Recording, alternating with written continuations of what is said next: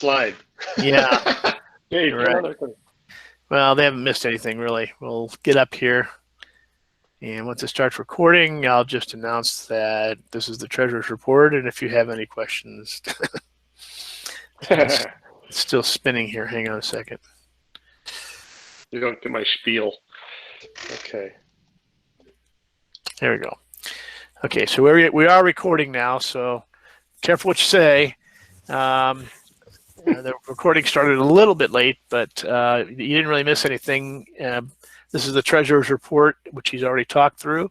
And if you have any questions, you can just get a hold of Matt. Okay, moving right along. Let's see here. Loaner Scope program. Is Antone on?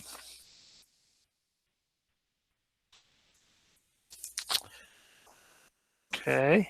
No. Well. Yes, I am here. Oh, okay. Sorry, my little microphone button kept hiding on me. Yeah, it does that. It does that, yes. Anyway, we are in our busy season. All telescopes, except for the PST solar scope, are currently out on loan. And most of the telescopes have a waiting list. So members wishing to borrow a telescope can certainly request one through the website, but you can expect a wait before one becomes available. And as far as our procedure, we're still conducting it at my house, social distancing, masks, and all that. Okay, so procedure hasn't changed, and there's a waiting list for all the telescopes except for the PST. Right. Okay, And very good. Question for Antone? Yes. Go ahead. Now, the term for the normal loan is 1 month, correct? That's right. Okay. So there will be some coming in, and you still have a waiting list. That's right. Of all the telescopes that are out right now, there's one that doesn't have a hold on it, but all the other ones have someone waiting for them. Got it. Thank you. And the Loaner Scope Committee is trying to prep 1 or 2 additional telescopes for the fleet. So, but we're not quite ready with those yet. Yeah, in fact, I have one here at my house, and it already has someone waiting for it. Once I get it ready. Then there's another SCT that's pending, and then we're considering also a little small travel scope. Hey, Anton, since we're on the topic, for people that are new or haven't partaken in the program yet, how do you find the form to fill out? Well, it's on our website under members, and then there's the Loaner Scope program link under the members drop-down menu. And you click on that, you can see pictures of all the telescopes that we have, and there's a form to fill out to request telescopes. And we also have those DVD astronomy courses that can be borrowed through the website as well. Thank you. Okay, thank you. Moving right along. Okay, upcoming celestial events. Hang on a second. So we have a full moon coming up here on July the 5th, and a penumbral lunar eclipse that can be seen from Minneapolis. And right there are the times. So it's kind of a nice evening type of thing, early enough in the evening that you should be able to see it. Then on that same night, Jupiter and Saturn will both be relatively close to the moon. They're not, it won't be, I wouldn't say exactly a conjunction. They're a little bit, I mean, they're within a couple of degrees, I guess you call that a conjunction. But it's not like you're going to be super close. But it should be a nice grouping. And Dave, how visible is a penumbral eclipse like that? Not very. That's you might notice just a little bit of darkening of the moon if you are a person who observes the moon frequently. But I don't know, Suresh, you've seen these before, haven't you?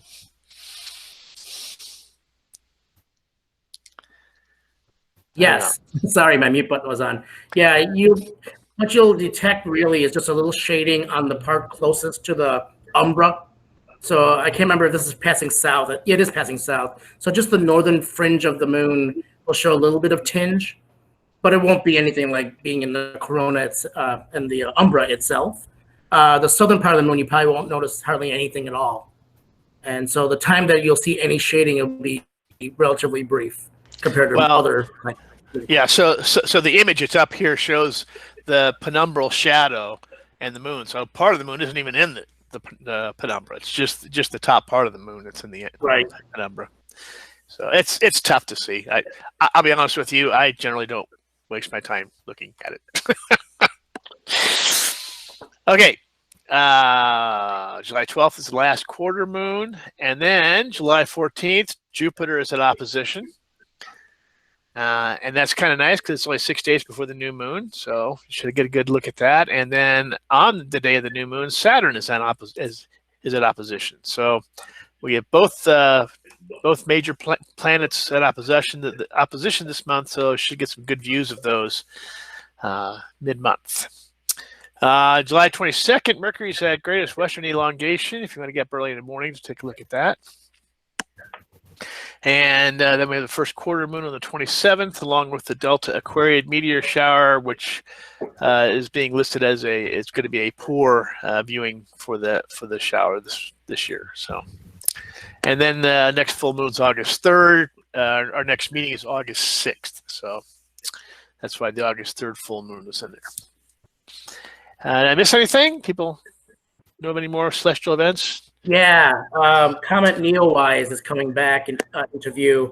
For the people that are in the know, it's designated 2020 F3 Neowise, and Don Gazdick and I were looking at this the other day. Roughly around the 14th of July, it should start popping up high enough after dark for people at our latitude to see. So it's at that time it'll be actually pretty far in the north. It'll be in Lynx actually for people that can find Lynx after dark in the far northwest, almost in the north. And after that, after each night, it'll get higher and higher in the sky. Right now, it's being reported at 2nd magnitude. It's very close to the sun, and people in the southern hemisphere, I think, can see it. But I think it's just passing through perihelion right about now. So it'll start coming back out, and we should have a better view of it. I don't know, John, did you have any other comments on that?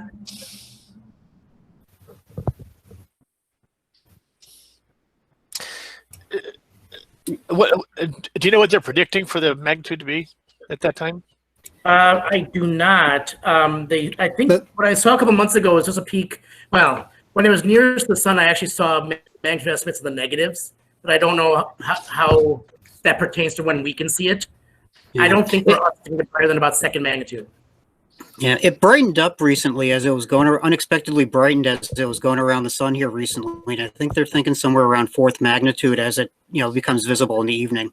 Yeah, I saw a magnitude estimate of -5 the other day. I didn't know if that was real or not, as it was passing by the sun. So it's definitely supposed to be visual.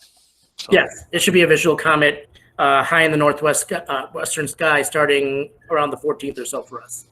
Okay, cool. All right. Take that in along with the oppositions. All right. Anything else? All right. All right, what's next here? So, June. Supposed to say July. Sorry. So we got July star parties. We have the impromptu star parties per the published site rules. That'll stay the same until things change with the state. We have reservation-only public star parties, and we are going to have Camping with the Stars. Merle, are you on? Can you talk to those a little bit?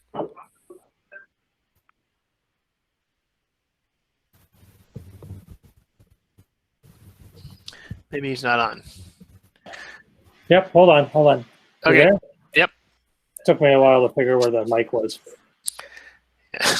Yeah, we're doing Camping with the Stars, reservation only, of course. The park, last I heard, had 12 people registered through at the campsites. We're still working out, and actually, the Sam and Connie were supposed to call me today, and they didn't, about talking about Camping with the Stars. So I have nothing new other than we're working on a plan. But I anticipate it going like our Public Star Party did, by reservation, limited attendance, things like that. We're going to have 3 outdoor presentations.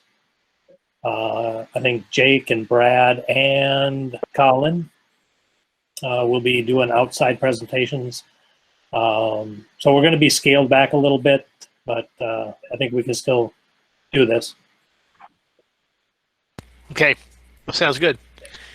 All right. Well, we'll keep our eye on the forums and see how that develops. Do you still need people to help out for that? Yes, absolutely. Okay. And again, they could just indicate so on the forum. Do you have a thread for that? Yes. I don't think we're asking for key holder help quite yet. We're not quite close enough. Yeah. Okay. I'm asking for key holder help on the 11th. On the 11th, okay. But Camping with the Stars, yeah, we're still a little bit out. But like I say, if you feel comfortable coming out and helping, that would be great. Let me know. Yeah, and I didn't have the dates here. When is Camping with the Stars? We're going to do the 24th, 25th. We're not going to do the Sunday morning. Okay. So it'll just be the 24th, 25th. So it's last weekend. Okay. Yeah. Very good. All right. Any questions about that? Okay. Public service announcements. Okay. The first one I have is that the all-day imaging workshop that was scheduled for Saturday, August 1st has been canceled. Okay. The next one I have is there's a Planet imaging workshop on acquiring the data using fire capture. I've got both of yours up here, but Suresh, do you want to talk about this? Yeah, Volts and I are going to tag team on 2 different events for the Planet Imaging group. If you guys remember back when we last met in March, I broached the subject of creating a Planet Imagers group. We've got a critical mass of, I don't know, 10 or 15 people that showed interest on the forum. So we're going to go ahead and start doing these kind of events, even during COVID. The first one's going to be on July 23rd at 8 p.m. The second will be on Tuesday, July 28th at 8 p.m. And these events will be posted on the forum, so you can look for it there. The first one is going to be a discussion on how to acquire or capture video frames on planets on the moon using fire capture and SharpCap. Volts is probably going to do the most of the work on this, as I'm still a beginner, but we will be tag teaming. And the second event, as it's shown on the screen, will be the stacking with AutoStacker, and then wavelet processing using Registack 6. That'll be scheduled for it's actually Tuesday, Dave, not Thursday. Tuesday, July 28th at 8 p.m.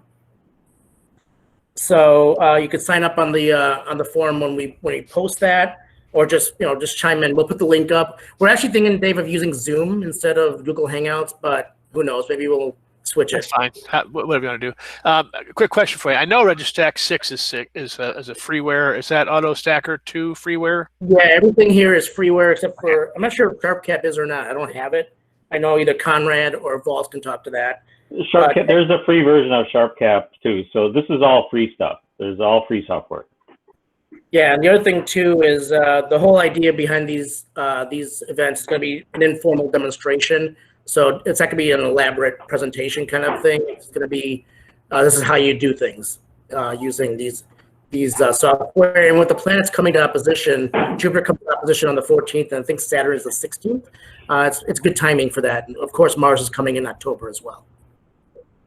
Right. So just keep your eye on the imaging SIG. Right. This is where it's going to be advertised, and any updates would be there as well. So yes. Cool. Very good. Any questions about that? All right. Is there any other public service announcements? This is Ken. Can you hear me? Yep. I'd like to mention a little bit about Northern Nights Starfest. We still do not know for sure whether that's going to be a go or not. The committee has decided we're going to forego if it does happen, we're going to forego any speakers or any real formal gathering events at the Star Party. I've been talking to LLCC, and they have 29 rooms, so the Star Party might be limited to one person per room, which would be 29 people. So we're really not going to know 100% for sure if this is going to go at all until probably the last weeks of July or first part of August.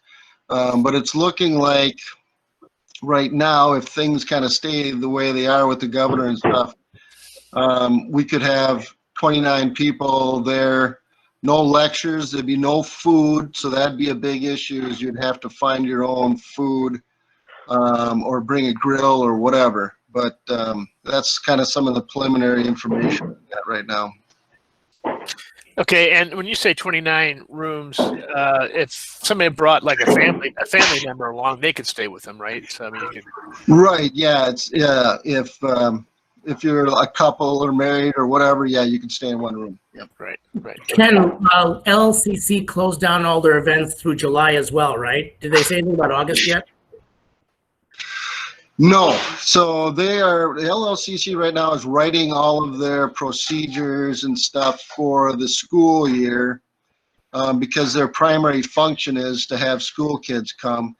And they may actually not do anything with school kids and go into what they call a dormant mode or whatever. But the end of July, first part of August is when I'd be able to find out for sure if we can have any kind of a Star Party. Last 2 weeks ago, I think Mary went up observing up there. She might have been the only one. But right now, they'll give us up to 5 rooms on a Star Party night and one person per room. So 5 people max can go up. Yeah. Well, yes, but we have that caveat in there that if you and another person agree to be in a room, I think that we allow that. Right. Yep. So can do people sign up on the LLCC form if they're going to be heading up, so that we don't end up with more than 5 people? Right. Yes, or they can contact me. But yeah, we should actually send something out on the form that you're going, or yeah, sure. It works the same way as ELO or CGO. You know, you sign up for a particular weekend, and we'll keep an eye on it and make sure that they don't exceed that number. Yeah. So. And if you do sign up for the Northern Night Starfest earlier now, there's 7 people signed up right now, but you'll get 100% refund on everything if it does not take place. Okay. Very good. Okay, any questions about that? Yeah, there are some questions out on the chat, it looks like. Okay. Let me open up the chat here. Okay. Can I pull a camper up to NNSF? Yes, there is. We do allow camping now. There's a limited number of RV spots. But we opened that up last year. Nobody actually signed up to use it, but that is available. How many spots do you have, you know? I think there's like 5. Okay. Okay. All right. I think that's the only question that on NNSF. Oh yeah, there's a question about a Star Party, a public Star Party, and can they bring their son? And I would assume yes, that would be okay. Yeah, but the sun counts towards the maximum number, right? Yeah, it would. So you'd have to indicate that there's 2 people coming. All right. Moving right along.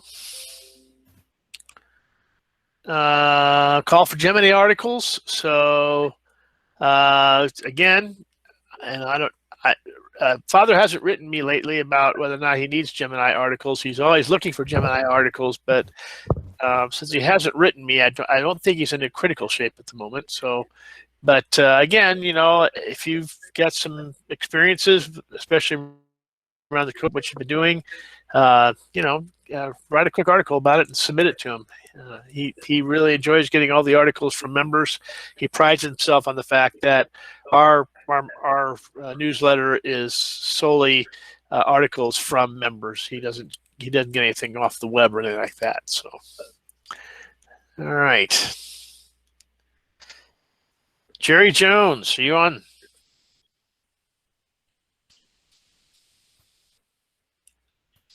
He's looking for the unmute button.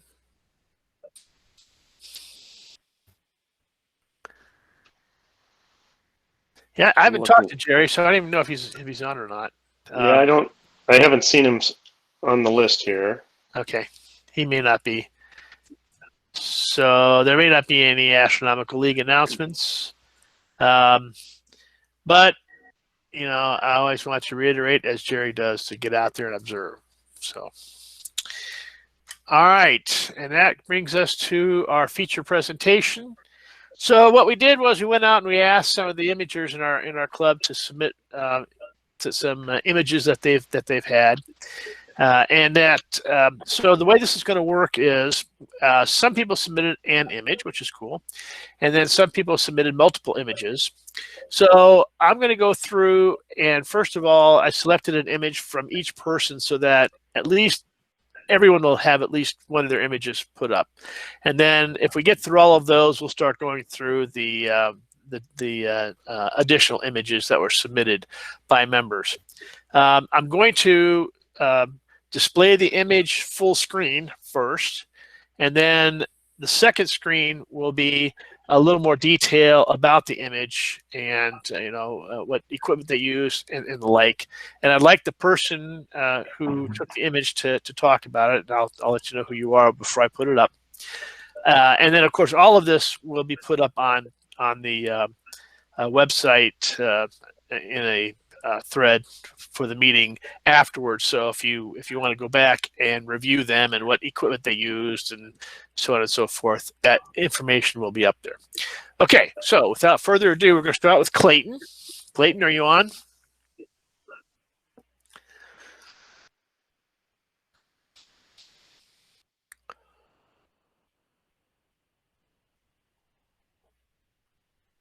Clayton, are you on? Did you see Clayton come in, Matt? I was just checking. I not kinda listed. thought I did. But It's yeah, not listed on the people list. All right. Well, then I'll display it. So this is a shot that Clayton took.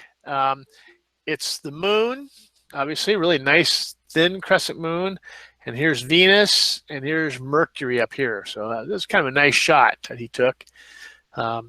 And then the particulars on that were that he uses his Canon 6D with a 200 millimeter f4 lens, and used Lightroom software, and took it, I think, just from his house in Woodbury. So it was a very nice shot.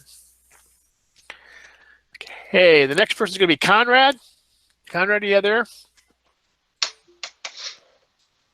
Yes, I am. All right, we're going to show your shot here that you took of the flame and the Horsehead Nebula. Very nice shot.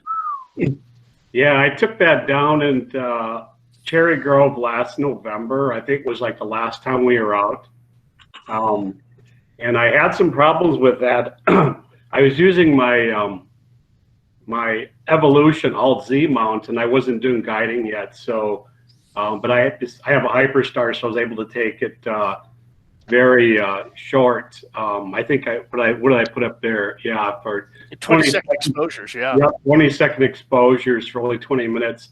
And when I got home, I was very disappointed with it because I noticed I had some kind of a balance problem. So my stars were oblong. I've never seen that before, and I was very disappointed. So I did some checking on the web, and I found out that I could fix it easily with a program called Star Tools. The guy's name is Ivo or Ivo. I forget his last. He's from I think he's from Australia or something. I tried doing it through PixInsight, but I had trouble with deconvolution trying to get that to work right. But Star Tools work very well. I've taken the fixing my stars, but everything else was good on it. Just the stars work. Yeah, it turned out nice. Nice job. Way to go. Yeah, thank you. And Barnard 33, which is I think is part of that red background, right? So. Yep. Okay. The next person up is going to be Doug Neverman. You on? Yes, I am. All right. There's your beautiful shot of the Vale. Go ahead. Yeah, this is the Eastern Vale. I took the pictures down at CGO. This is actually taken through the imaging rig that we're setting up down at CGO, and this is taken through the Takahashi telescope, and then the new camera that was purchased back in back at the beginning of June. This is really a first light with that camera on that telescope. I didn't use the computer. I used my own computer, so I used Sequence Generator Pro, and I took actually 2.5 hours of pictures, but had to throw out about a half hour's worth of them because of tracking problems, or could be people walking or me walking across the cement out of focus, just different reasons why things can get thrown out. Satellites is one that I'll take up. So the location is not correct. It's not at Eagle Lake Observatory. It's actually at CGO. At CGO, okay. Yeah, and then I took it through PixInsight, experimenting with new features in there, actually color saturation to deepen those colors a little bit. They can sometimes get a little bit pale as far as I'm concerned, so I deepen those. There's a difficulty in taking pictures in the Milky Way, just because of trying to take care of the background. Because all of those stars are just kind of a little bit, they're not quite bright enough, so they don't really resolve, and they kind of end up contributing to the noise. So I actually darkened the background more than I really wanted to, but I think it turned out nice. Oh, it's beautiful. I think it's great. Talk a little bit about the imaging rig. Where are we with that? Yeah, the imaging rig. Like I say, we have integrated with the Takahashi, the new camera on the Takahashi, and we've also purchased a new power supply. The power supply that was down there was not going to be sufficient when we started adding cameras. It was only a 12 amp power supply, and we needed to raise that up a little bit. So we bought a 30 amp power supply. On Monday, 4 of us were down there. Robert Miller, Jim Knudsen, Mark Job were down there. On Monday, we actually installed a new mount down there. So we have a Paramount ME2 down there, and that actually gives us a little bit of room. We could move it to the east and move it to the south a little bit. So the visual peoples will be happy to know they have a little bit more room for around the LX200. So that ME2, that's the same mount they have at Eagle Lake, though, right? I believe that's the case. Yes. Yeah. Okay. Just so people get an idea of what we're talking about. Sure. Okay. Go ahead. We do have a little bit more work to do with the mount. We got it all up, put the telescopes on, then took them off and put them on right because they weren't pointing in the right direction. Oh well. But we have some characterization and some polar alignment. We didn't get to the polar alignment on Monday. It was rainy and cloudy, and so we couldn't do anything in there. I actually have 2 people working on the plane wave, trying to figure out what we have there, what we need to do to get it all set up properly, and I'm hoping that will be completed. I've asked them to be complete that work by September 1. And I'm hoping that we can start to have people trained on the plane wave, and also we'll see how that schedule goes. In terms of software, we were using astrophotography tools as the capture program. But given the Paramount ME2, we have the software BISC software, SkyX. Now, the SkyX is very complicated, but back behind SkyX is another interface called LTI. It actually uses SkyX, but it's a much simpler interface, even simpler than APT. So we're going to be switching to that software. And what that means is, for training, is that those that were trained will have to be retrained because we trained them on APT. We had a training last September, I think. So they will need to be retrained, and I'm hoping to offer training come August, and those that have been trained before will get first refusal on any one session.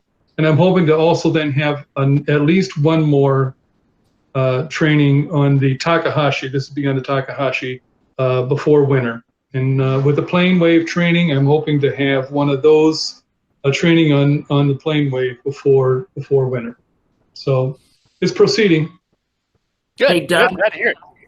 Hey, Doug, this is Suresh. Can you Yes. briefly explain what people will have to bring with them when they do get trained and can start using the rig? Sure. So we have it set up now that we have a camera mounted on the Takahashi, and there will be a laptop down there. The only thing you really need to bring is a USB memory something to move the files off of the laptop and onto your external storage. Then you can take them home. The one thing I will tell you is that the files that come off of this ASI camera are 51 megabytes. And if you're going to take a bunch of them, 12 of them or 10 of them, that's half a terabyte. So make sure you bring enough storage with you. Does that answer your question, Suresh? Yes, sir. I was just feeding you a softball there. Okay. All right, thanks a lot, Doug. That's great. Okay, who's next? Is Jason Asper on?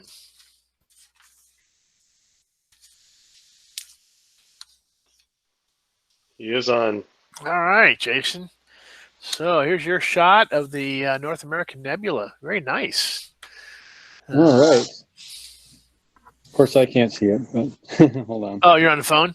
Okay. No, Well, no, there I got it. So. All right. Showing this, and then so that's a nice shot. You can definitely see the North American, and Yep. So here's the particulars about it. You want to talk a little bit about where you took that? Oh yeah, I did it from the backyard here, just in kind of northeast Egan or northwest Egan, excuse me. On a work night, so I kind of tried to sleep through some of it. Yeah, no kidding. Okay, so you used your doublet refractor, Canon T3i, full spectrum mode. Yep. Some couple filters, looks like. Yep, I used the City light suppression filter, and I used they use the CCD one since I had the full spectrum mod, so it's got a infrared to try to keep the star bloat down. Okay. What's ASI Air? Yeah, that's so that I use for my acquisition and my mount control. Okay. And guiding. And EQ6R Pro mount. Okay. Yep. And so there's your setup with your darks and flats and bias. Mm-hmm. Yep. That's it. And then you use Deep Sky Stacker and Photoshop. Very nice. Good job. Thank you. Thank you. All right. Any questions on that? All right. Beautiful. Go ahead. All right. Chris Setness, you on? I'm here. Yep. All right. So I chose your Crescent Nebula one. I thought that was really good. Nice Okay. one there. And then I'm going to have the specifics on that. Just everybody kind of take in the eye candy first. Man, there's a lot of stars in there. Looks like a granite countertop. Yeah, it does. It really does. Okay, talk about it. So how'd you pull this out? Yes. So I shared a couple photos, and all of them have been taken from home in Bloomington. And if you look on Clear Outside, it says we're Bortle 8. I think it's probably a little closer to 7, but it's not good in either case. Yeah, right. And my equipment is interesting. So I've been spending a lot of time debugging and writing custom scripts to control my camera, stuff like that. I have a Fujifilm mirrorless camera, and there's two things about it that are kind of interesting. One is it has a different pixel pattern, so it's not a bare sensor. And what this really means to me is I need to dither a lot more than you would if you're using a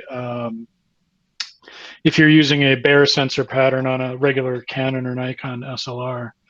My pixel pattern is a little bit larger. It's 6x6, not 2x2. So that's one problem I've been working on. The other is I can't tether shoot. I can't control the camera over USB like you can most every other camera. So I had to come up with a way to have my camera, control the exposures on my camera at the same time the dither command was coming in through the software I'm using. So I had to write a custom script that was watching Indy, which is kind of like the Linux ASCOM, watching a simulator driver to know when to turn my shutter on and off. So it was kind of fun. So just so folks understand that, you are a software developer by trade.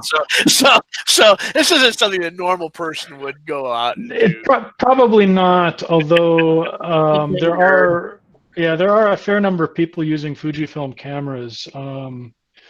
The off the shelf, they appear to have a slightly better response to hydrogen than an unmodified Nikon or Canon. It's marginal though, but I've noticed that I can pull out some red where it's harder otherwise.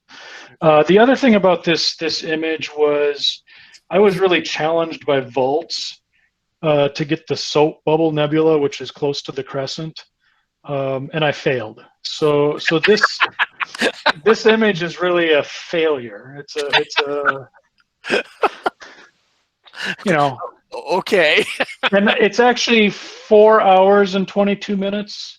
The slide is wrong. There's actually two different runs, 2 different nights, and I think this is only listing one of the nights. Oh, okay. All right. If I'm looking at my notes, it was 4 hours and 22 minutes of exposure time. Okay. What a beautiful failure. Thanks. Yeah, boy, I wish I had failures like that. So. The soap bubble nebula was just not there.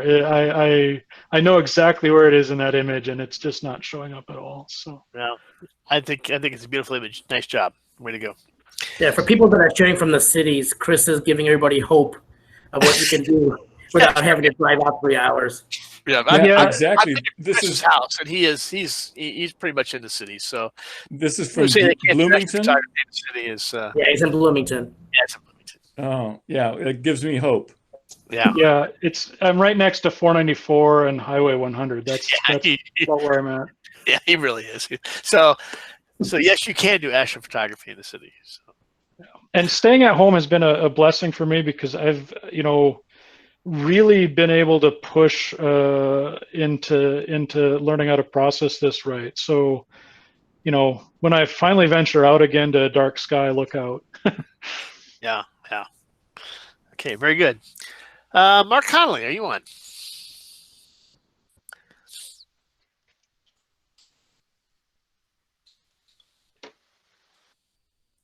Mark is on. How's this? There you go. Yep. Okay, so Mark, in my opinion, you are probably the best person in the world to capture these, and that is the ISS. That's just, I realize I've blown this up a little bit, so it's a little pixelated, but that's just an amazing shot of the ISS. so talk about how you captured that. I had a 12-inch Orion, and it's essentially manually tracking ISS. You can figure out when it's going to come overhead over my house in Roseville. And over the years, I got a technique down where I used to try to get it all the way from the beginning to the end. Yes, but going over the zenith with a dot is pretty tough. Yeah. So I decided just to get it going away from me. Mostly, you get the better reflection off the sun, off the solar panels. Sure. And I have the camera in RAW, but small RAW, because then the cache doesn't fill up so quick. I can take rapid, fast as the shutter will go. It said you took 300 shots on this one, and you took the best 4 exposures and manually stacked them. Right. Nice. Dave, can you zoom on that again? Yeah. I continually take pictures. Hang on a second. I continually take pictures, yeah. Yeah. Oh, yeah, sure. And my aiming is all manual through a 16mm finder scope.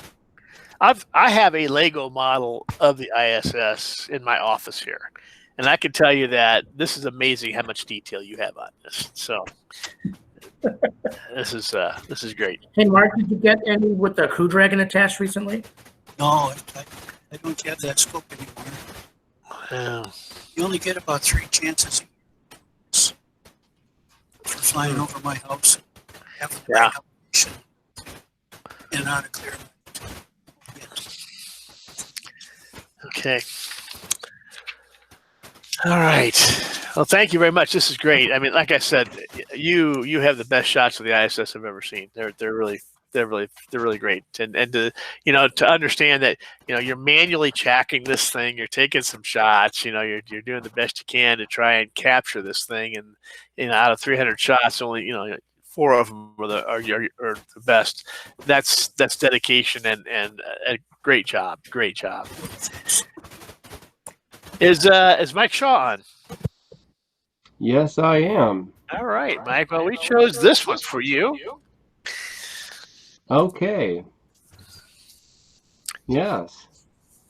So we got a meteor in here, and the ISS crossing. Mm-hmm. And what's in the background? What's the field? So of course we've got the Lagoon Nebula here, and the Trifid Nebula. There you go. Okay. And M23 up on the top. There you go. Yep. Sure. Yeah. So talk a little bit.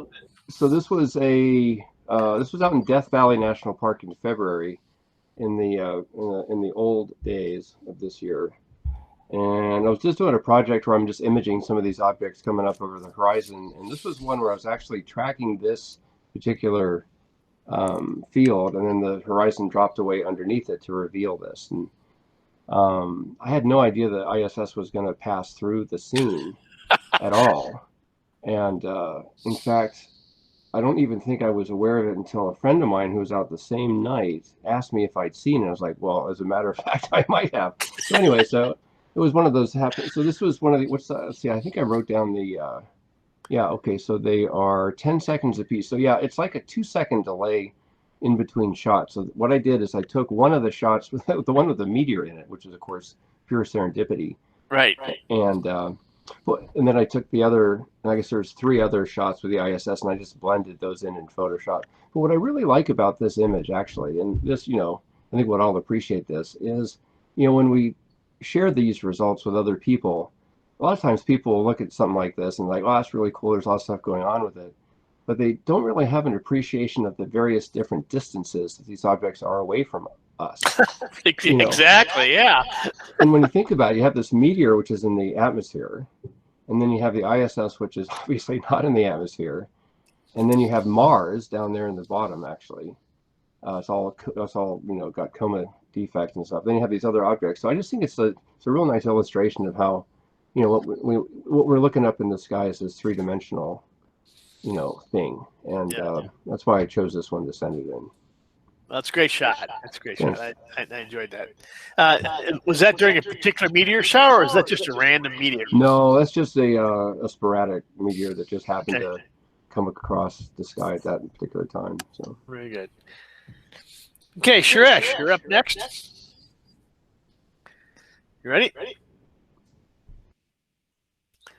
Boy, that microphone button really is hard to find sometimes. Yeah, it's hard to find. I use I'm the glad on my microphone. I'm glad you picked the LMC shot, because this is probably my favorite shot. I've only been imaging for a little over a year now. This is probably my favorite shot just because we can't get it from here. I was in Southern Africa around Christmas time and visited Zimbabwe, a national park called Matobo Hills. And if you ever look on a map of North Korea and you see how dark it is at night on North Korea, Zimbabwe is right there too. I mean, it is the darkest place I've ever been in terms of no light pollution whatsoever. And if you haven't seen the Magellanic Clouds go circumpolar around the southern pole, you need to do that. They're closer to the southern pole than the Big Dipper is to Polaris, to give you some reference. So this shot was actually not taken through a telescope. It was taken with my basic Nikon D90 DSLR and a 105 millimeter Nikkor lens, I think operating at f2, I believe. So this is a compilation of 180 20-second exposures, so 60 minutes. And I was using a basic tripod with a Ioptron Sky Tracker mount. So pretty basic stuff. I was kind of limited with what I could carry with me on this trip. It was not an astronomy trip, but I was taking advantage where I could. Interestingly, in the park we were in, like I said, it was very dark, but our tour operator wouldn't let me get near any of the trees because of the leopards. And so I was watching for wildlife while I was shooting this. It was kind of interesting. But basically, the Large Magellanic Cloud is almost 11 degrees by 9 degrees in size. We have nothing comparable to it in our skies in terms of how much area it takes up and what it looks like. It really does look like, between the two of them, wispy clouds. And like I said earlier, to watch them go circumpolar is amazing. So I use an intervalometer. Like I said, I use the Sky Tracker and a tripod, the D90. And I actually shot some darks and biases as well. And when I got home, I stacked all this and processed in PixInsight. So again, if you guys ever get a chance, go to the Southern Hemisphere and see this. It's beyond amazing. Any questions? Yeah, it's a great shot. Ready to go.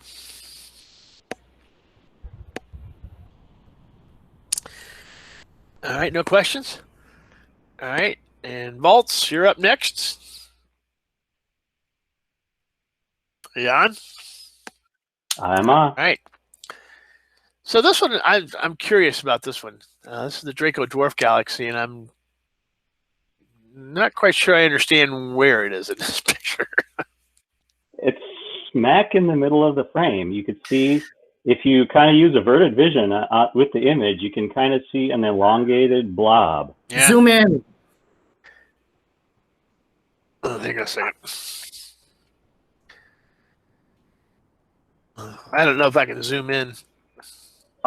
Yeah, this is fine. Is it kind of right here? Is that kind of it? Yeah, that's the area. So the size, it's about a quarter of the diameter of the width of this image.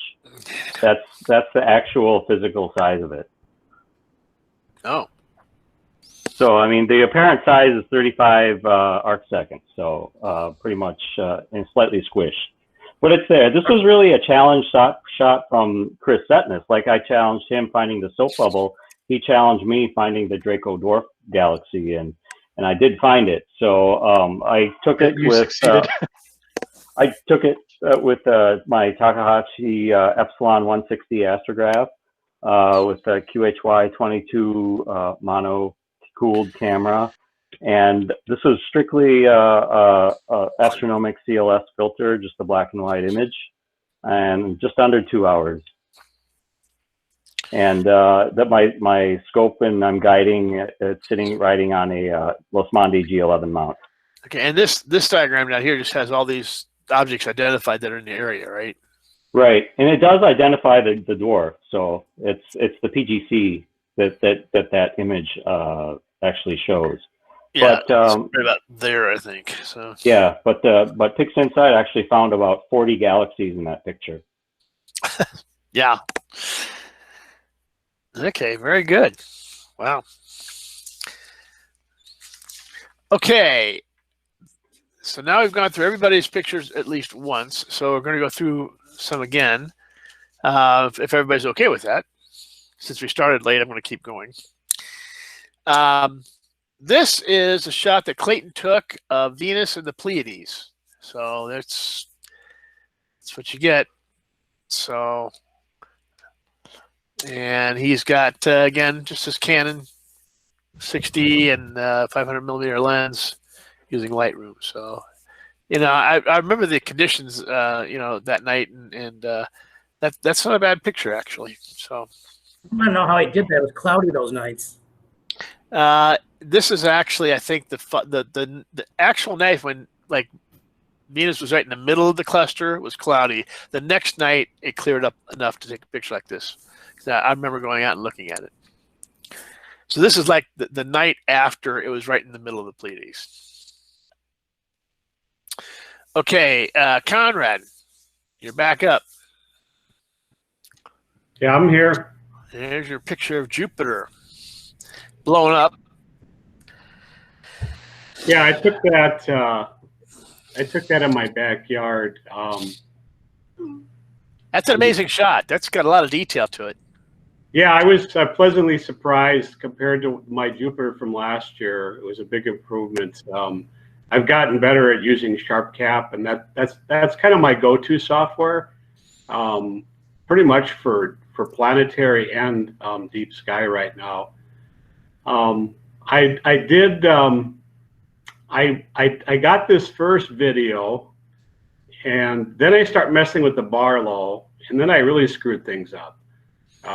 I was trying to get it with my 2X Barlow, and somehow I hit some setting in SharpCap that caused it to stretch, and so I was really excited about taking Jupiter and Saturn with the 2X Barlow, because I've never done that before. It's very difficult because you got to really have that planet centered perfect to get it in the middle with the Barlow. And then the next day I powered my computer up and I looked at all my videos and they were all black. Very disappointed. So then it's like, oh, what the heck did I do? And I looked at the settings and I couldn't figure out.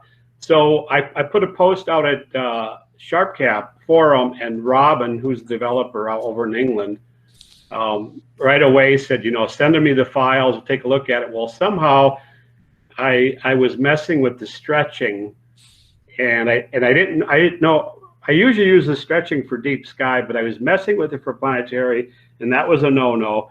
And he found the problem, and he put it through a program called PIP. When I've used PIP before, and he turned up the gain, and when he did that, then I could see my image. But it still wasn't very good. So now that I know that, it was a good lesson for me, never to mess with that stretching in SharpCap when you're doing planetary capture. But yeah, okay. And I used my post-processing. I used AutoStacker 2, which I think somebody else mentioned they use. It's a very good program. And I don't use Registack because I thought it was kind of confusing. I know that it's kind of unsupported. It's going away. So I went and I started using PixInsight, and I got some tips about a year ago from a guy over in Italy. Maybe it was the guy who wrote PixInsight that had me try a few things on my Saturn picture from last year, and it's only like about 6 different steps. I mean, it's restoration filter, deconvolution, TGV denoise, color calibration, and curves. And it takes like 5 minutes. It's amazing what those few functions can do to your picture. So yeah, I was very happy with it. So of course, I'm very excited about getting Jupiter and Saturn, at opposition this Yeah. month. So, Yeah, get another shot at it.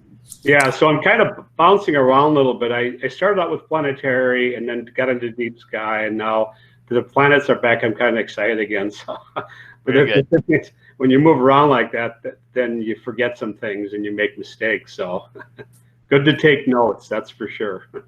There you go. All right, Chris Sednish, you're back up. Okay.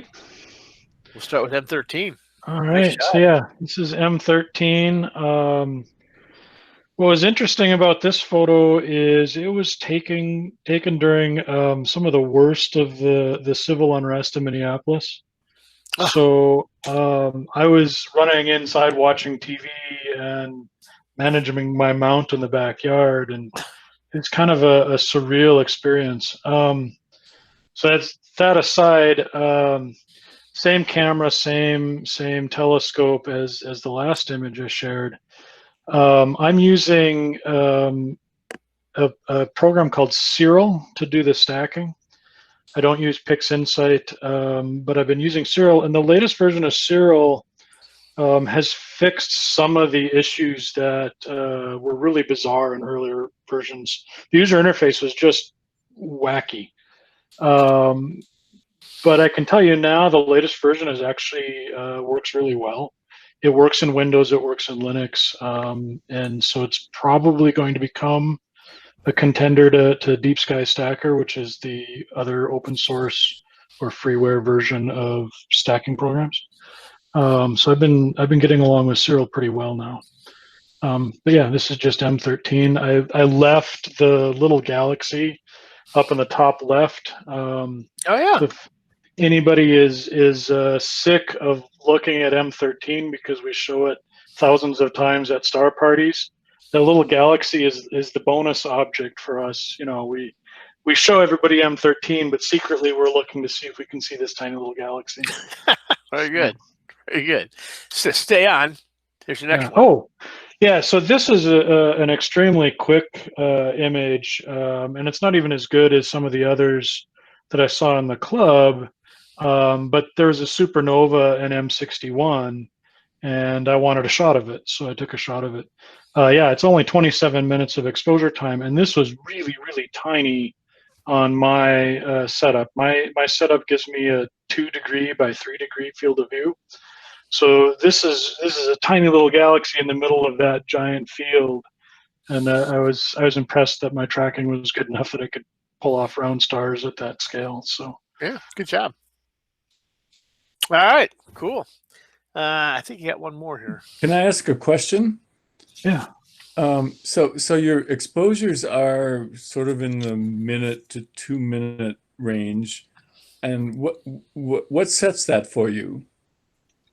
Like I said before, I'm doing, or maybe I didn't say this before, I'm looking at the back of my camera because all my images are saved to the camera. I don't save them to a computer, so I kind of eyeball it with the histogram on the camera.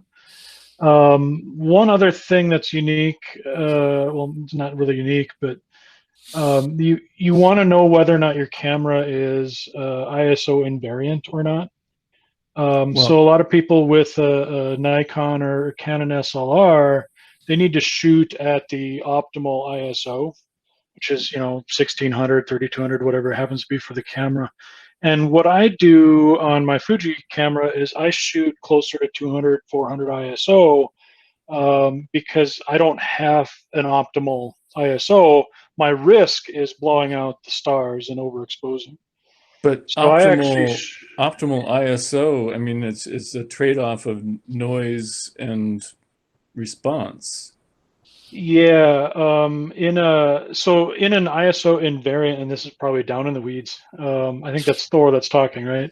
Yes. Sorry. So what an ISO invariant camera does is your exposure. So like you can your exposure balance in post-processing is equivalent to changing the ISO while you're shooting.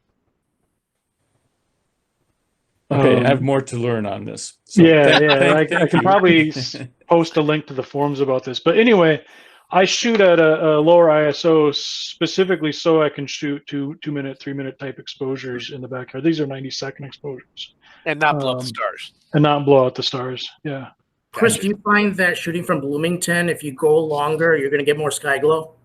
Oh, definitely. But yeah, I'm clamping down the sky glows by lowering the ISO on the camera. And I want all of those faint pixels, or all of those faint, photons that are coming in, not faint photons, but I want to make sure that I catch enough of those per exposure that they don't disappear with average stacking. So even though the sky glow is going to get brighter and brighter, you just don't want it to be so bright that it clips out, right? Yeah. So yeah, that's down in the weeds, I'm sure, but a little bit. Yeah. Okay. And then finally, let's see. I think, do I have one more of yours? Yeah. Oh yeah, I think it's probably the tulip is all that the other one that I shared. Yeah. So this wasn't really an image to get the tulip, and it's not a very good image of the Tulip Nebula. The reason I took this shot is because Cygnus X1, the companion star, is in this field of view. So what I really wanted is a wide field shot with a star that I could point at and say, this is Cygnus X1. Is this Cygnus X1 over here? No, that's I think that's Eta Cygni. I think that is I sent an image that has it labeled, but I can point it out here. So if you go between the Tulip Nebula and that bright star, there's an obvious double. Here? Yep. Down. So down. Yeah, down. Between the Tulip and the bright star. Oh, here. Yeah, it's the bottom of those two is the companion star to Cygnus X1. Oh. And that's in orbit with the black hole at a very, very close distance. So pointing at the star is essentially pointing at Cygnus X1, the black hole. The distance, I think, works out to be 0.2 astronomical units, which is closer to, the black hole and that star are closer together than Mercury is to our own sun. Wow. So that's how close that orbit is. And it's I think it's on the order of a few days is the amount of time it takes to orbit. I think I got it here, 5.6 days is the orbital period. So yeah, that's that shot. Cool. All right. And the same basic setup. Okay. Yeah, same setup. Yeah. All right. Mark Connolly, still on? Yeah. I got your M13 shot.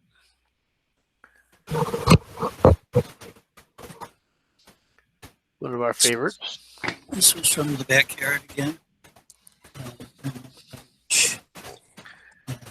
F2. Yep. And I was playing a lot with. You're kind of breaking up. So. Okay. Does this feel better? I don't know. I was playing a lot with short and long exposures, trying to not blow out the center of the cluster as much. Sure. And that was just kind of a night of experimenting. Photoshop, Images Plus, PhD 2. Turns out nice, though.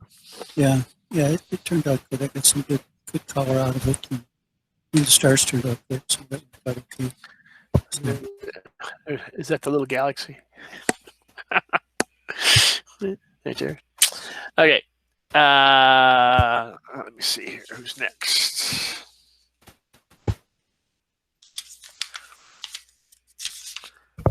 Mike Shaw, you're back?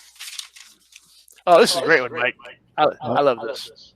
I am back. Oh, here we go. Yeah, here we go. Yes, there is light pollution. So this is, I'm just curious to see what you guys think about this. So the deal here is I'm working on this project with the Bell Museum on, it's a resident artist project, and I'm looking at visualizing Minnesota's night skies. And part of it is looking at the effects of light pollution on sky quality. And so what I'm doing as part of the project is this summer, I just started this in June really, traveling around the state and hitting each of the 9 Bortle levels and taking a series of shots that are as comparable as they can be. And so, there's a whole slew of these things, Cygnus, Summer Triangle, but, Little Dipper. But one of the things that everyone recognizes is the Big Dipper. And so I'm showing here on the left the way the Big Dipper looks from the Stone Arch Bridge at, 12:23 on June 12th. And then almost 12 hours later that same night, or the same day, it was the second night on June 12th, the night of June 12th, 11:52 p.m., I was at a Bortle 2 site about 100 miles north. It's in Solana State Forest. It's a really dark spot. I was super impressed. And you can see all kinds of detail. And so this is a Bortle 2. The other one was a Bortle 9. At the end of the Gunflint Trail, it's Bortle 1. I've got sites, 1, 2, 3, 4, 5, 6, 7, 8, 9. And it's just amazing how, so if we look at the exposure conditions, I tried to keep these, so Chris was just talking about ISO invariance. So this was with the same focal length, the same aperture, and the same, roughly, in this case, roughly the same shutter speed, exposure time. And the only thing that was different here was the ISO, because I had to crank down the ISO on the Stone Arch Bridge, obviously, otherwise,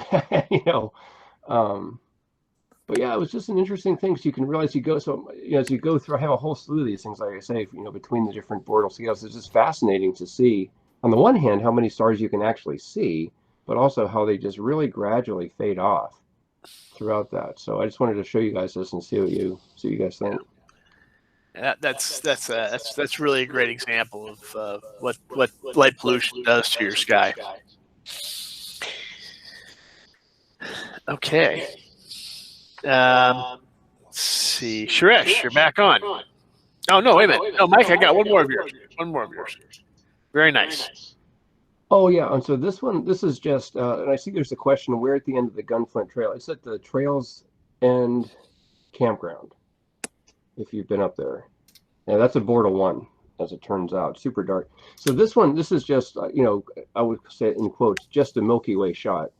But what's interesting about this is, so I have a whole series of these shots, again, from the same locations in the same direction at the same time of night, which is tricky because, there's not a lot of imaging time during the new moon, clear sky nights in June, July, and August. So I'm keeping my fingers crossed.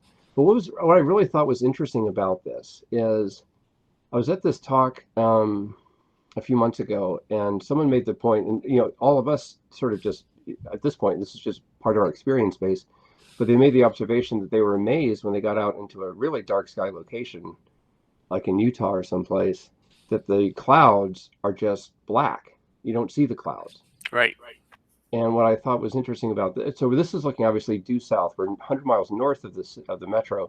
So what you can see is the lights from the Twin Cities reflecting off these clouds. And, it really shows the lights. And so if obviously the clouds weren't there, you wouldn't have the same reflection. But anyway, it was just a little story. I thought I'd throw it in there. And but again, I've got these from the different sites, and it's really, again, fascinating as you see that light dome from the cities expand, and gradually it just engulfs the whole night sky, and you're stuck, you can barely make out Antares, and Vega and so forth. So that's a Scorpius down here, but it's really hard. Yep, you got Spica off on the right and Virgo, and you got Arcturus right up there on the top part of it. But, yeah. Nice. Yeah, you're right. I'm at LLCC at night. The clouds come through. They're just like voids in the sky coming through. Exactly. Yeah, it's very different. Okay, great. Okay, Suresh, now you're on.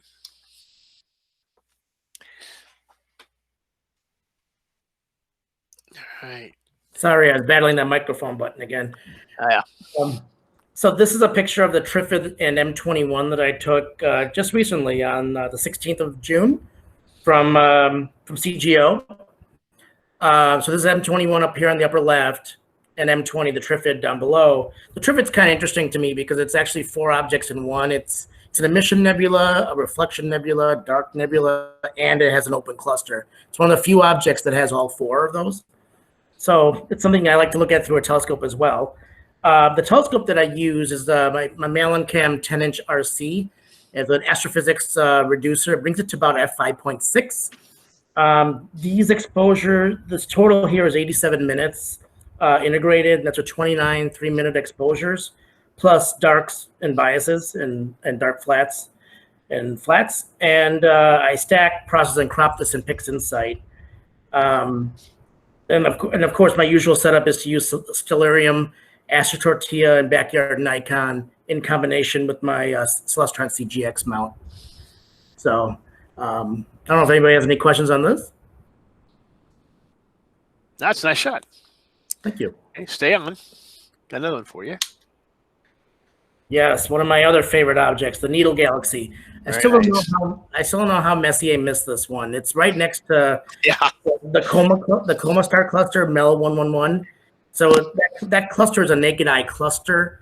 So if you think of the Messier list and see some of the objects that got in there, that you're like, how do you even see that? This one's much easier to see through a small telescope, and it might even be detectable in binoculars. This is 75 minutes integrated, so 25 3-minute lights. I usually shoot at ISO 1600. I find that's a nice compromise between the grainier, faster ISOs and not capturing enough light with the shorter, smaller ISOs. It's a nice, happy compromise. The camera that I've used for the last 2 shots are my Nikon D810A, which is a modified astro camera from Nikon. So it captures a little bit more red. It doesn't pertain here as much, but it pertained on the Trifid a second ago. And so, yeah, I mean, the dark lane that runs through here is just really neat. The only other galaxy I could think of that gives you a dark lane like this is NGC 891 in Andromeda. Of course, the Sombrero also has one, but this is a little bit different. This galaxy is huge. It's almost 200,000 light years wide. So it's almost twice the size of our galaxy, and it's one of the largest spirals in our vicinity. So it's kind of a treat to be able to see that edge on and see the modeling. You can actually see the modeling through an eyepiece along the dark lane. And to see it here, Dave, if you could blow that up a little bit. If you guys look close along the dark lane, you'll see detail in there. Well, sorry. It's okay. There. Yeah. So if you guys look close, you see the modeling in there. You can see that through an eyepiece too visually, but it's kind of cool to see that on a picture. There's a couple other galaxies in here. I think I get down to almost 17th magnitude in this shot. Yeah, I can see 3 other galaxies easily in here along the bottom there. So cool. Nice shot. Thank you. All right. Vaults. Got a few of yours left here. Okay. NGC. So go ahead. This is NGC 5466, and so what this is actually it's a globular. So I'm actually doing a project, a year-long project, where I'm trying to shoot as many globulars as I can, basically with my same setup and the same camera and everything the same. And what I want to do is put all the globulars together at the same scale and make like one big poster, so you can kind of compare all the different globular sizes. So this is a kind of a loose, more loose globular. So it's just not one of the more common ones photographed. So it's nice to add to my collection. But what I'm trying to do is with my camera, so I have a mono camera and basically narrow band filters. So I only have 5 positions in my filter wheel. And so I've got a CLS filter, hydrogen alpha, oxygen 3, sulfur, and then a blue filter. So what I basically have to shoot everything in narrow band, even though the object might not be a narrow band object. So that's kind of my I've been really playing around with trying to get that right recipe. So that's just one of my collections. I think I've done 16 of the globulars so far this year. So when that project is done, I'll certainly post that basically infographic picture with all the globulars at the same scale. So here you have the same object with the more familiar object, M53. Yeah, and well, it's the same thing, but this is the nice one because it's 2 in a view. It's one of the nicer globulars that you can see 2 in one image, either in the eyepiece or that. So this is just one of my favorites. Nice. Okay. Yes. And then this was back in the spring when it was Galaxy season. So this was just basically my test shot for the year. M81 and M82 also just imaged with in narrowband, and I've tried to fake it. Nice. Love all the red in there. It's really cool. Waltz? Yep. Waltz, what filters did you use on this? So 2 hours with the CLS, hour and a half with blue, hour and a half with hydrogen alpha, hour and a half with O3. And how did you combine the HA in?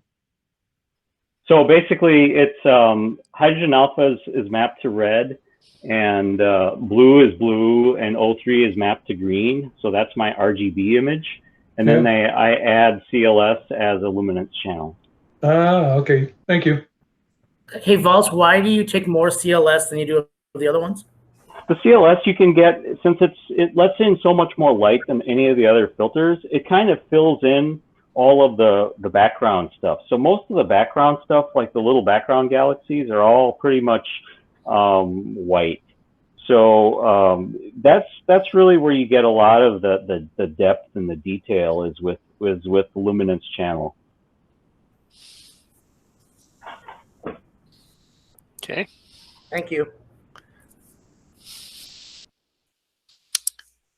Oh, and then this one here is a composite image with taken from a 1980s vintage C8 using an industrial camera, a point gray Blackfly 1.2 megapixel CMOS camera, which is a USB 3 camera, and basically this is a stitched image with 43 movie clips, 2,000 frames per movie. I take about 21% of each movie, and then everything is aligned up and stacked.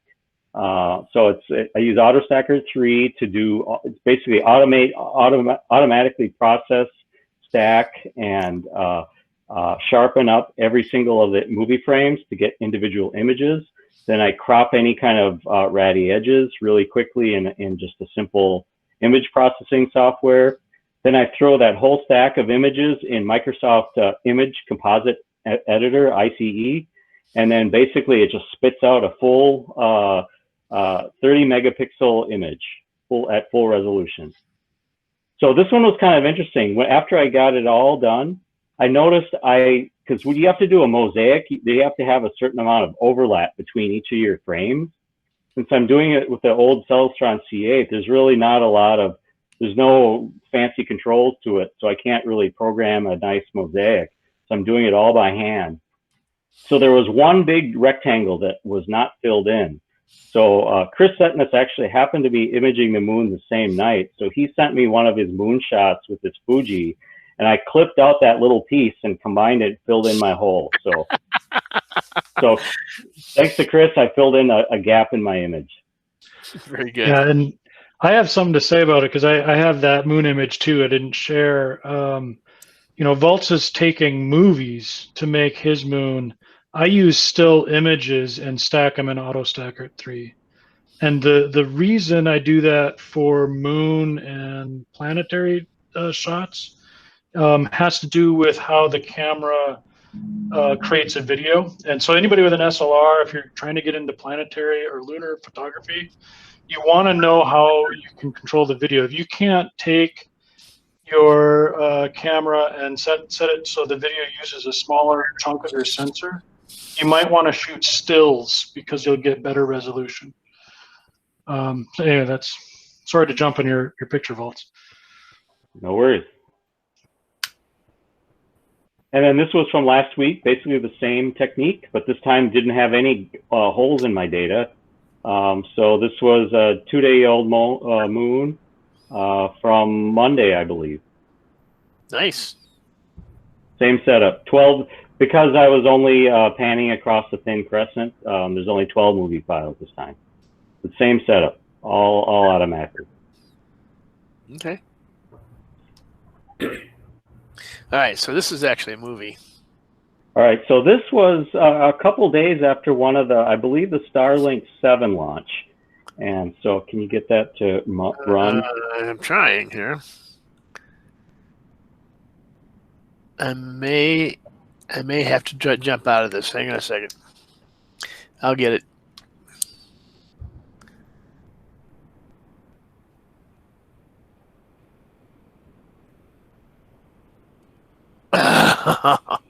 Yeah, movies in PowerPoint are weird. You can just play that file probably. No, it's a different file. Anyway, it was after one of the Starlink launches, a couple days, and then there was a train of satellites going right overhead, and I was tracking it with binoculars, just absolutely beautiful in binoculars. But at the same time, I had my Canon 60DA just set up on a tripod doing 2-second time lapses, and the image to the left there is just a composite, basically a star trail image of that. So if you can blow that up, or oh yeah, it's really hard to see in the composite, but you can see the Starlink images go from left to right. I just happened to have this hole in the clouds.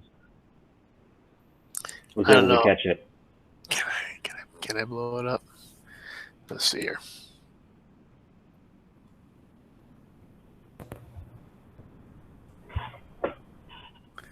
Yeah, it's really hard to see. It's right there. There's a little trail, and there's every so often there's a glint off of some of the satellites. Yeah. It was much more impressive looking at it through binoculars than it was actually imaging it. I think I saw it that night, and I could only see really about 3 or 4 actual satellites zooming across, and then as they turned, you get kind of an iridium flare effect. They kind of right, and you could see that in that image, those little bright streaks. Yeah. But with binoculars, you could see each and every one of those dots, all 60 of them. I bet.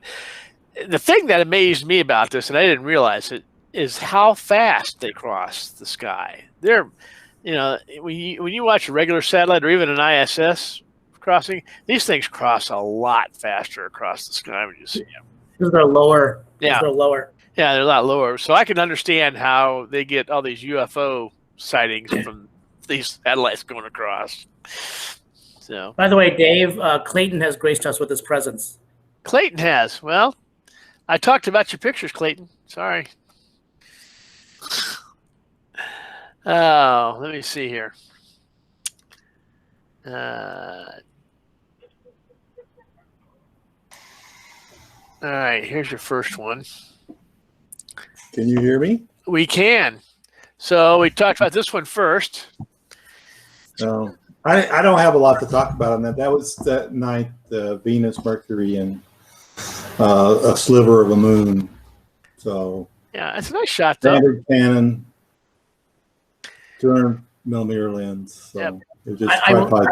I will say this for Clayton. I've seen a lot of shots from around the world about that night with Venus and Mercury. This is the only shot I've seen that also has the moon. Yeah. So congratulations, Clayton. Yeah. And then I went through some other ones and then came back to your second shot, which I'm getting to. This one here, right? So this is Venus and the Pleiades. Mm-hmm. Wasn't this the night after that was in the middle of the Pleiades? Yeah, it's the day after. Yeah, because I think the night that it was in the Pleiades was cloudy. So. Yep. Yeah. So same. So you had a 500mm lens on that one. So mm-hmm. It's nice. Good shot. All right. We've kind of come to the end here. Hey, Dave, there's a whole bunch of comments that popped up, especially from Joe Snyder. You might want to take a look at. Oh. Well, how come I didn't see those? Oh, it's because I'm not scrolled down. All right, hang on. Joe Schneider, I saw a train of 12 or more, naked eye, was not fast. Oh. Well, I mean, they're gaining in altitude, right? So they start out low altitude, and they're gaining in altitude to get to a point. So I suppose, if you go a couple of nights later, they're not going to be as fast. So Joe, wow, okay, so nicely done. Okay, X-ray. Yeah. Flying Saucer Galaxy. Okay, the Needle Galaxy. Actually, I think the Sombreros is also called the Flying Saucer Galaxy. So I really do think that the sunshades they're putting on the Starlinks have helped, because I think some of the ones of that train had the shades and some didn't, and some were noticeably brighter than others. Yeah, I agree. So after the night that we had like the 3 or 5 come through, whatever that night that was, last week when we were at CGO at about 3:30 in the morning, a few of us saw 2 separate trains go by, and we saw all of them. So the first train had 30 of them, maybe 40, and the second one had about 20. I can't remember who else. I know Todd was with me. I can't remember who else was out that night. I mean, they could talk about. I mean, they came out of nowhere. We weren't ready for them, and as we were putting stuff away, all of a sudden the train just came by. So that the night I had my brood out there with you guys, because I think we saw it on the way home. That would have been like the 24th or 26th, something like that. Something like that. Yeah, my daughter saw it out the window. And was like, why are those stars all lined up? And I look, I'm like, oh boy. Yeah, there we go. but those chains look like the earlier chains, so I don't know if any of those were painted, but they were really bright. I mean, they were all second magnitude or brighter. Okay. Well, thank you very much. You guys saw my Starlink movie from early in the year, right? I think I posted it on Facebook. I've seen a lot of Starlink movies. I don't know if I saw yours or not, but I've seen. That's fine. It was out of focus anyway. Okay. So our next meeting is going to be Thursday, August 6th. It's going to be another online meeting. I don't see any relief from that for now. We do have a speaker lined up. Ahmed, are you on? He's got to find the microphone button. I'm on. Yeah. Yeah. Can you talk a little bit about our speaker next month? Yeah. No, the speaker we have is Tom Field. He is a writer in the Sky Magazine Telescope, and he will talk about spectroscopy. Okay. Very good. Well, that'll be an interesting one. So we have an actual speaker next month. Woohoo! So other than that, get out there and observe if you can using the ISPs, the links on the forum. And I'm hoping to venture out here mid-month. I really want to see the opposition planet. So I'll may venture down to Cherry Grove. So any questions? I had a quick public service announcement, I guess. Okay. I put in the chat. I did post or publish all those old gallery photos in a different gallery format that was from the forum from like 2014. Okay. So if anybody's wanting to find those old things, there's a link in the chat now. You can find those old photos. So just so everybody knows, when we finish up this meeting, I stop the recording, and then I'm given an MP4 file of the recording as well as a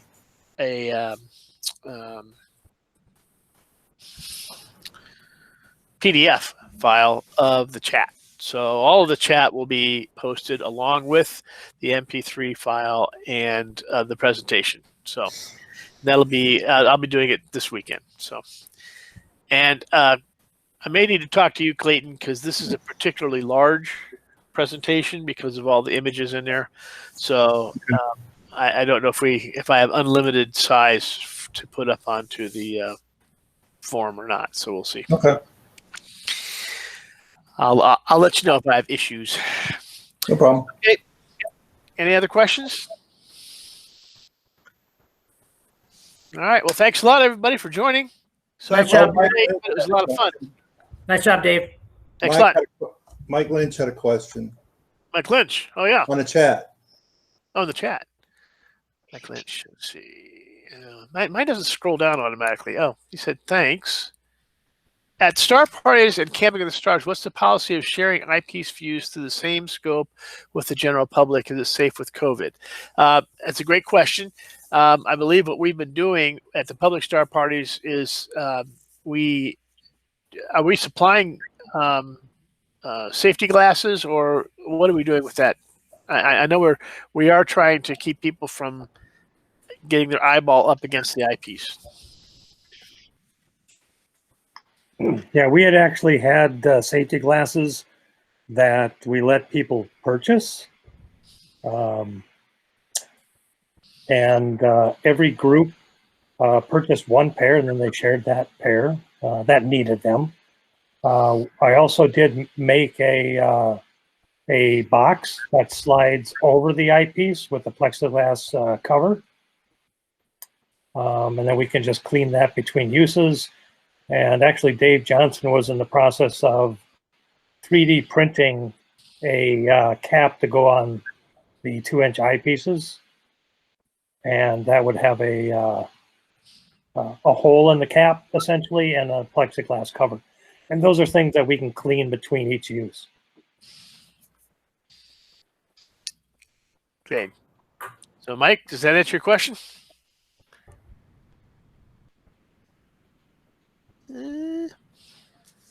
Hopefully so. Because I know Mike Lynch does star parties too, and I'm sure he's wrestling with, how do we keep the eyepieces clean between views without ruining the eyepiece? And I know what and I think it's a pretty good solution. So appreciate it. Okay. Anything else? All right.